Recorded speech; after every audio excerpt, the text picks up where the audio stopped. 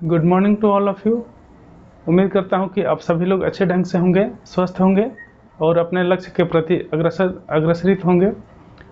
यदि कहीं बीच में दिक्कत भी आ रही होगी या परेशानी भी आ रही होगी तो उसको को मैनेज करके अपने लक्ष्य के प्रति भी हमेशा समर्पित रहें, क्योंकि हर आदमी के लाइफ में थोड़ा बहुत परेशानी आती है, तो उससे अपने जो मुख्य लक्ष्य होता है उसको भटकना नहीं चाहिए। कहा भी जाता है कि यदि बड़े लक्ष्य की यदि प्राप्ति करना है तो छोटे छोटे लक्ष्यों को या छोटे छोटे जो परेशानियों को अवॉइड करना चाहिए। ठीक है, तो उम्मीद करता हूँ कि सब लोग इसी अपना विचार के साथ आगे बढ़ रहे होंगे। इसी के साथ हम लोग देखते हैं आज के टॉपिक हैं जो महासागरीय जल के लवणता के बारे में। ठीक है, तो इस भाग में हम लोग देखेंगे कि महासागरीय जल का लवणता होता क्या है, इसके अतिरिक्त इसका जो मुख्य सोर्स होता है लवणता का कि कहाँ से जो महासागरीय जल में लवण की मात्रा कहाँ से आता है, इसके अतिरिक्त इसको प्रभावित करने वाले कौन कौन से कारक हैं, और इसके बाद से इसका वितरण देखेंगे पूरे महासागर में या पूरे क्षेत्र में कहाँ कहाँ पे कितना लवणता की मात्रा पाई जाती है। ठीक है, ये लवणता क्षैतिज भी देखेंगे और लंबवत भी देखेंगे, अर्थात गहराई के साथ भी लवणता का क्या स्थिति है उसको भी हम लोग देखेंगे।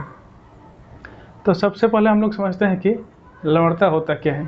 तो लवणता कहा जाता है कि जो महासागरीय जल के 1000 ग्राम जल में उपस्थित सभी अवसादों को या सभी पदार्थों को, जो घुले हुए पदार्थ होते हैं, उसको महासागरीय जल की लवणता के नाम से जानते हैं। ठीक है, और इसका जो प्रदर्शित किया जाता है वो परसेंटेज में नहीं होकर के ग्राम प्रति हज़ार में इसको प्रदर्शित किया जाता है। ठीक है, ग्राम प्रति हज़ार, ये परसेंटेज के बाद 0 लगाया जाता है। ठीक है, यदि पूरे महासागर का औसत लवणता देखें तो 35.2 होता है, 35.2 प्रति हज़ार होता है, जबकि उत्तरी गोलार्ध का 34 होता है और जबकि दक्षिणी गोलार्ध का 35 होता है। ठीक है, और अन्य कहीं स्थानों पर भी ये कालिक और स्थानिक भिन्नता पाई जाती है, या तो इस समय के अनुसार भी जो लवणता में होता है भिन्नता होता है, इसके अतिरिक्त जो स्थान पर भी अलग अलग इसमें भिन्नता मिलता है। ठीक है, तो एक एक करके हम लोग देखेंगे कि क्यों भिन्नता आ रही है, कैसे भिन्नता आ रही है।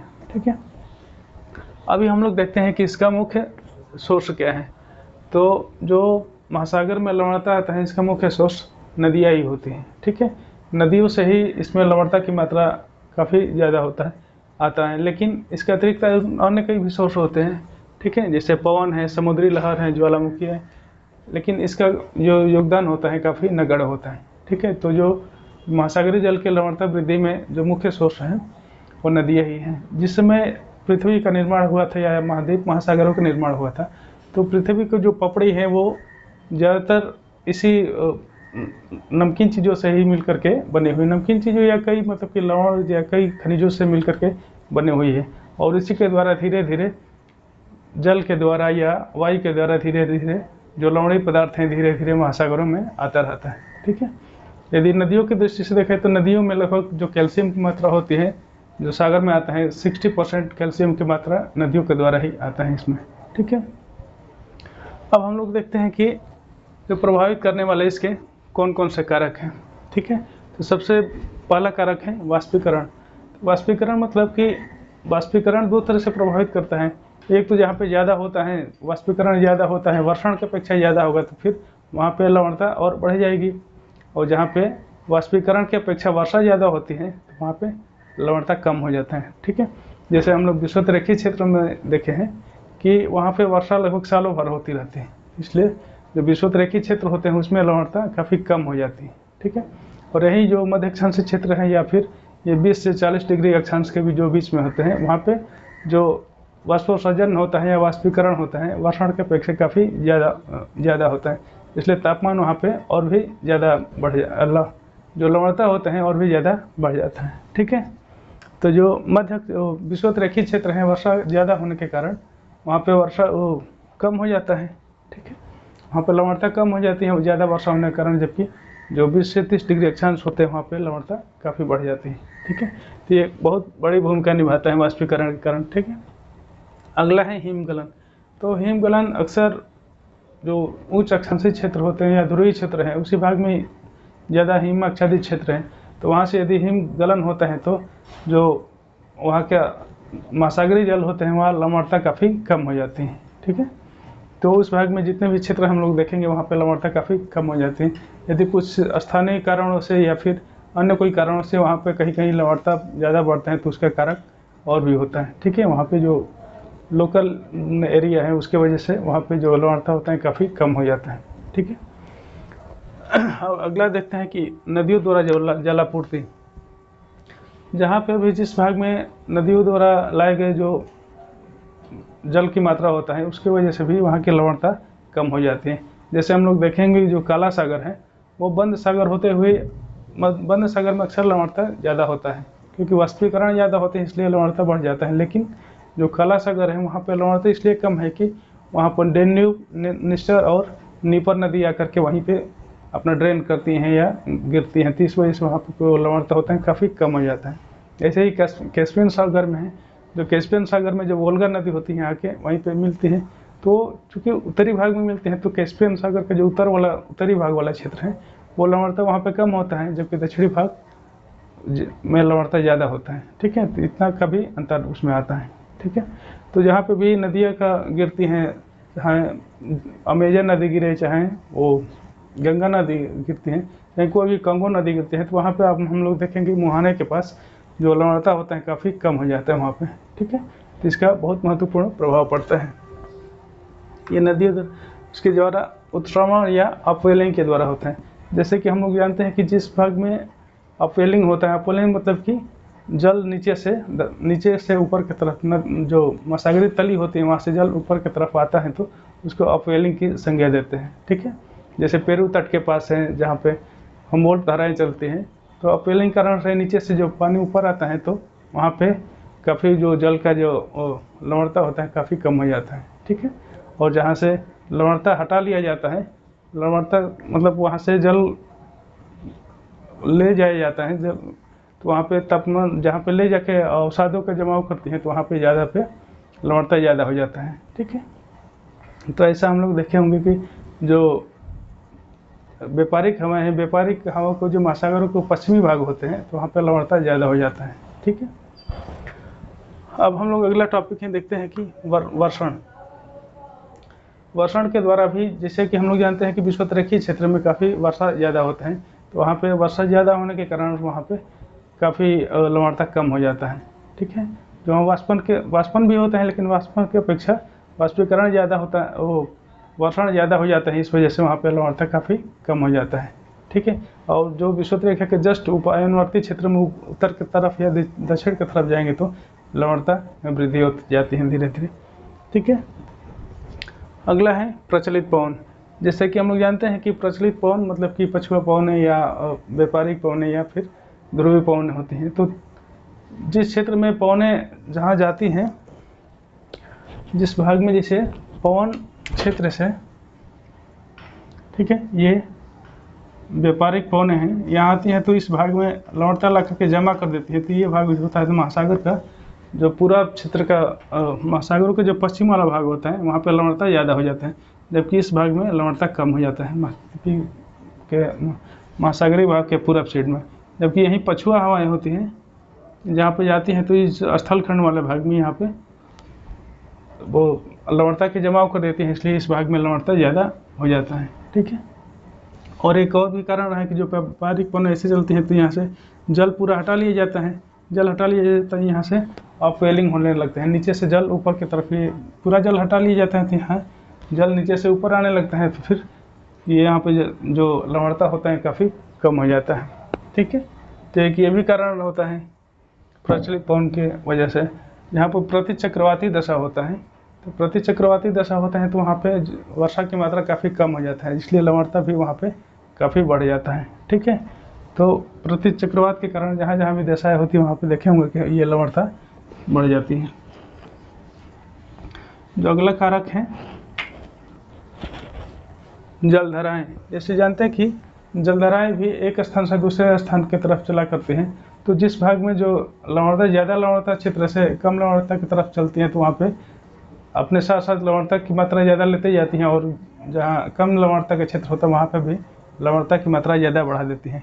जैसे गल्फ स्ट्रीम वाले जो क्षेत्र होता है, ठीक है, यहाँ गल्फ स्ट्रीम वाला जो क्षेत्र, गल्फ स्ट्रीम चला करते हैं मैक्सिको खाड़ी से, तो यहाँ से लवण ले जा कर के जो वो नॉर्वे का क्षेत्र है या पश्चिमी यूरोप का क्षेत्र है वहाँ पे बढ़ा देती हैं। ठीक है, इस भाग में लवणता काफ़ी ज़्यादा बढ़ा देती हैं। ठीक है, जबकि वो जो उच्च अक्षांशीय क्षेत्र हैं, उच्च अक्षांशीय क्षेत्रों में जो लवणता का मात्रा कम होना चाहिए, अक्षांशों के हिसाब से कम होना चाहिए, लेकिन ये जो धारा के गल्फ स्ट्रीम धारा के कारण से वहाँ पर लवणता काफ़ी ज़्यादा हो जाता है।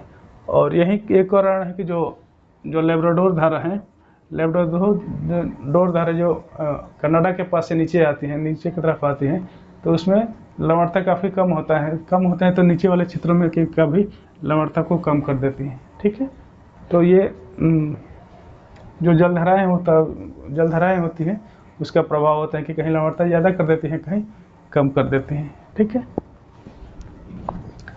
अब हम लोग देखते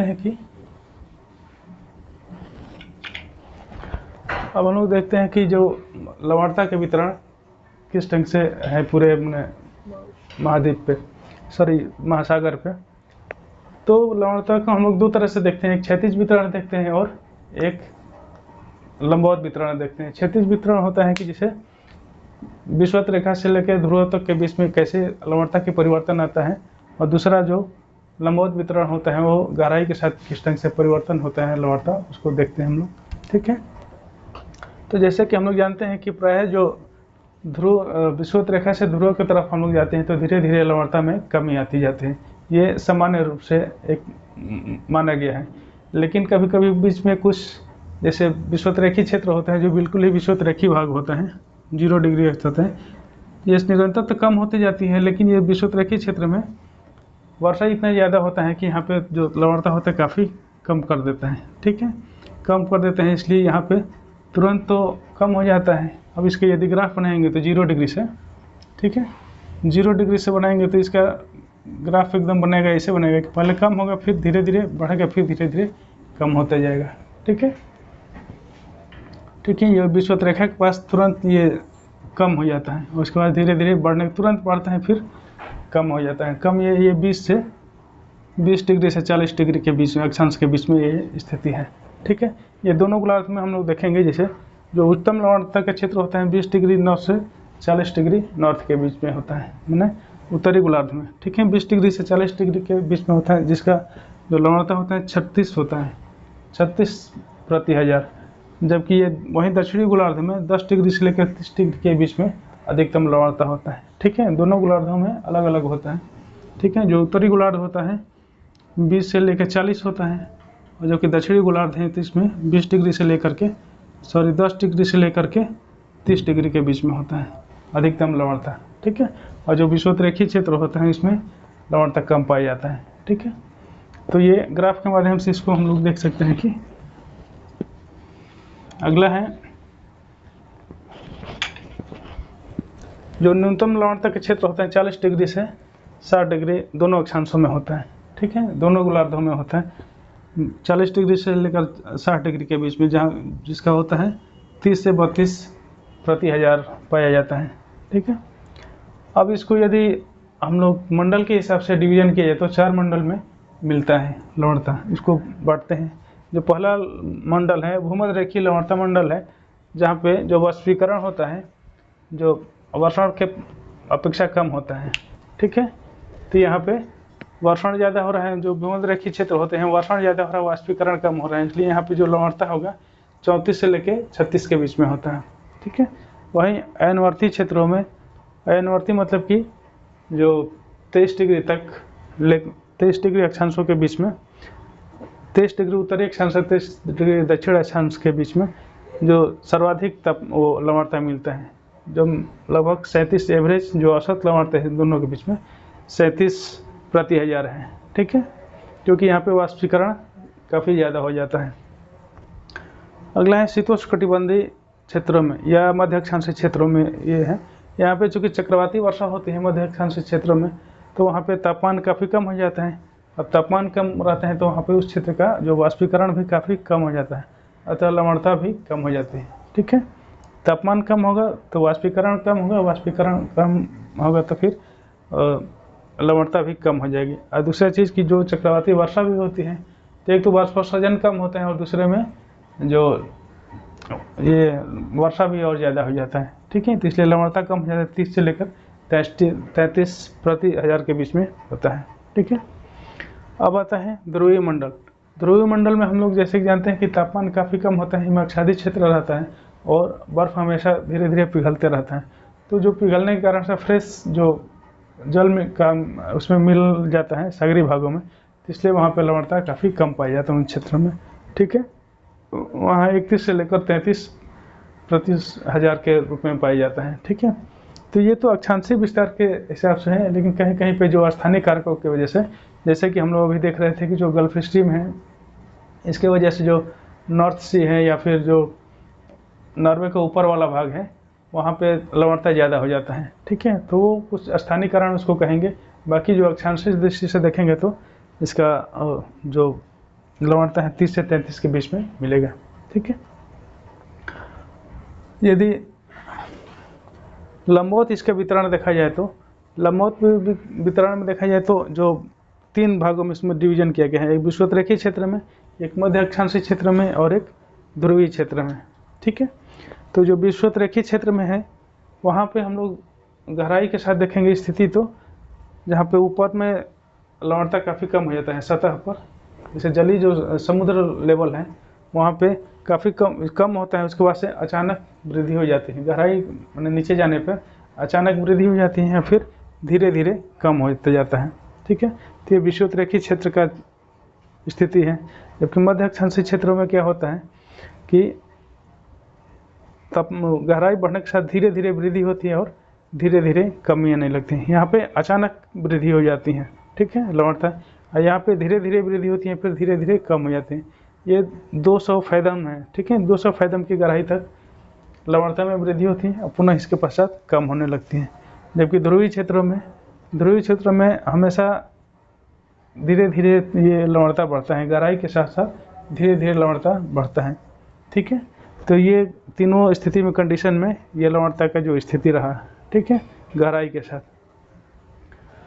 अब हम लोग देखते हैं कि जो लवणता जो घुले हुए पदार्थ होते हैं, लवणता क्या क्या चीज़ मिल करके बना होता है। तो एक चैलेंजर अभियान हुआ था 1884 ईस्वी में, उसमें 27 लवणों का पता लगाया गया था, ठीक है। 27 प्रकार के सॉल्ट हैं उसको पता लगाया गया था कि इसमें मुख्य रूप से विद्यमान होते हैं, ठीक है। और इस 27 लवणों मुख्य रूप से 7 लवण काफ़ी इंपॉर्टेंट होते हैं कि वो मुख्य रूप से उसमें घुले हुए होते हैं, बाकी बहुत कम मात्रा में घुले होते हैं, ठीक है। तो इसका हम लोग देखते हैं कि कौन कौन से जो लवण होते हैं वो उसमें घुले होते हैं, ठीक है। तो यहाँ पे तो 7 मुख्य हैं, लेकिन यहाँ पे 4 ही दिया गया है, क्योंकि क्वेश्चन से ज़्यादातर क्वेश्चन ये 4 ही से ही पूछे जाते हैं, ठीक है। बाकी को याद करने की आवश्यकता नहीं है, वो ज़्यादातर कन्फ्यूज ही करेगा, ठीक है। इसलिए यहाँ पे 4 का ही डिस्कस किया गया। और यहाँ पे चारों का परसेंटेज के सहित याद रखिएगा, ठीक है। एक तो क्रम याद रखिएगा कि जो अधिक माने कौन सबसे अधिक है, उसके बाद कम है, उसके बाद कौन है, ठीक है। इसके अतिरिक्त इसका परसेंटेज भी याद रखिएगा, ठीक है। तो ये मुख्य रूप से 4 ये लवण है। सोडियम क्लोराइड है जिसको NaCl कहते हैं, मैग्नीशियम क्लोराइड है, मैग्नीशियम सल्फेट है और कैल्शियम सल्फेट है। ये मुख्य रूप से 4 लवणों के बारे में ज़्यादा याद रखना ज़्यादा जरूरी है, ठीक है। और जो सोडियम क्लोराइड होता है 77.8% होता है, मैग्नीशियम क्लोराइड होता है तो 10.9 होता है, जो मैग्नीशियम सल्फेट होता है तो 4.7 होता है, जो कैल्शियम सल्फेट होता है तो 3.6 होता है, ठीक है। तो इसको ध्यान में रखिएगा। ये क्वेश्चन स्टेटमेंट के रूप में भी पूछा गया है एक बार कि सोडियम क्लोराइड होता है तो 2/3 हिस्सा इसी का होता है, तो वो सच है यहाँ पे, ठीक है। ऐसे कोई अनुमान नहीं लगाएगा कि 2/3 केवल एक लवण मिलकर की हो सकता है, लेकिन वास्तव में है कि 77 या राउंड फिगर में 78% भी कहा जा सकता है। तो केवल जो कैल्शियम क्लोराइड सोडियम क्लोराइड है इसी का लगभग 2/3 हिस्सा सोडियम क्लोराइड का ही है, ठीक है। अब हम लोग देखते हैं कि ये कुछ फैक्ट भी देखते हैं इसके साथ साथ, इसका भी जो जितने भी क्षेत्र हैं इसके लवण के भी याद रखना जरूरी है, ठीक है, क्योंकि डायरेक्ट क्वेश्चन भी यहाँ से पूछा जा सकता है, या कोई ये दोनों तीनों में से एक एक करके दे देगा और क्रम मिलाने के लिए दे देगा कि अधिक से कम की ओर या कम से अधिक की ओर, घटते क्रम या डिसेंडिंग या असेंडिंग ऑर्डर में इसको लगाने के लिए, ठीक है। तो जैसा कि हम लोग जानते हैं कि अभी वाल नेक के बारे में देखते हैं कि सबसे अत्यधिक जो लवण हैं वहाँ पे देखते हैं। तो वाल नेक कहते हैं, इसके जो लवण की मात्रा होती है 330 प्रति हजार होता है। ये विश्व में सर्वाधिक लवण क्षेत्र है। ठीक है, इसको हमेशा याद रखिएगा, ये जो सामान्य अध्ययन के क्वेश्चन में अक्सर आता है। ठीक है, जो ऑप्शनल होगा तो उसमें तो और भी गहराई से आएगा, लेकिन सामान्य अध्ययन के लिए अक्सर ये पूछा, छोटे मोटे भी जो परीक्षा होते हैं उस सामान्य अध्ययन के उसमें भी ये पूछा जाता है। तो जो टर्की में है, ये टर्की का वाल नेक है, यहाँ पे जो विश्व में सर्वाधिक लवण की मात्रा पाई जाती है। इसके बाद से मृत सागर है, मृत सागर में के 240 प्रति हजार पाए जाते हैं। देखिए ग्रेट साल्ट लेक है, ग्रेट साल्ट लेक या ग्रेट साल्ट झील के नाम से जानते हैं, ये यूएसए में है। इसका 220% प्रति हजार है। ठीक है, लवणता। अब इसके अतिरिक्त ये देखते हैं कि अधिक लवणता वाला क्षेत्र है। ये सबका याद रखे रहिएगा, क्योंकि ये अक्सर क्वेश्चन ये पूछा जाता है, क्रम सजाने के लिए पूछेगा। यदि डायरेक्ट नहीं पूछेगा कितने % है, लेकिन ये तो क्रम सजाने के लिए पूछ सकता है। ठीक है, तो लाल सागर का 37 से लेकर के 41 होता है। ठीक है, ये सब प्रति हजार में है। भूमध्य सागर का 37 से लेकर 39 है, फारस की खाड़ी का 37 से लेकर 38 है, और जो कैरिबियन सागर है उसका 35 से लेकर 36 है। ठीक है, जो मध्यम सागर लवणता वाला क्षेत्र में आते हैं, उत्तर सागर में जो 31 से लेकर के 35 के बीच में होता है, जबकि चीन सागर में 25 से लेकर के 35 के बीच में होता है। जापान सागर में 30 से लेकर के 34 के बीच में होता है। ओखोटस्क सागर में 30 से 32 के बीच में मिलता है। जबकि न्यूनतम लवणता वाला क्षेत्र जो होता है, तो सर्वाधिक कम लवणता बाल्टिक सागर में मिलता है। ठीक है, ये बाल्टिक सागर का 3 से 15% है। जबकि हडसन की खाड़ी में, ये यूएसए में हडसन की खाड़ी, यहाँ पे ये 3 से 15 प्रति हजार मिलता है। जबकि काला सागर में 15 से 18 मिलता है। ठीक है, ये काला सागर में जबकि हम लोग रिसर्च किए थे कि ये डेन्यूब नदी और निस्टर और नीपर 3 नदियाँ आकर के इसमें गिरती हैं, इसकी वजह से यहाँ पे जो लवणता होता है काफ़ी कम हो जाता है। ठीक है, तो उम्मीद करता हूँ कि सब कुछ अच्छे से समझ में आ गया होगा। ये ज़्यादातर क्वेश्चन यहाँ से फैक्चुअल ही पूछे जाते हैं। ठीक है, ऑप्शनल जो का पेपर होगा उसमें ही केवल, या यूपीएससी मतलब आईएएस या पीसीएस में भी कोई डुप्लीकेट क्वेश्चन पूछा जा सकता है। अन्यथा बाकी और अन्य परीक्षाओं में एसएससी, रेलवे या फिर जो टीजीटी पीजीटी में भी कम इतना गहराई से क्वेश्चन नहीं पूछेगा। ठीक है, तो ये रहा महासागरीय जल की लवणता। अगला देखते हैं कि हम लोग अगला टॉपिक होगा वो महासागरीय धाराओं के रूप में होगा। ठीक है, तो आज के लिए यहीं रहने देते हैं फिर। धन्यवाद।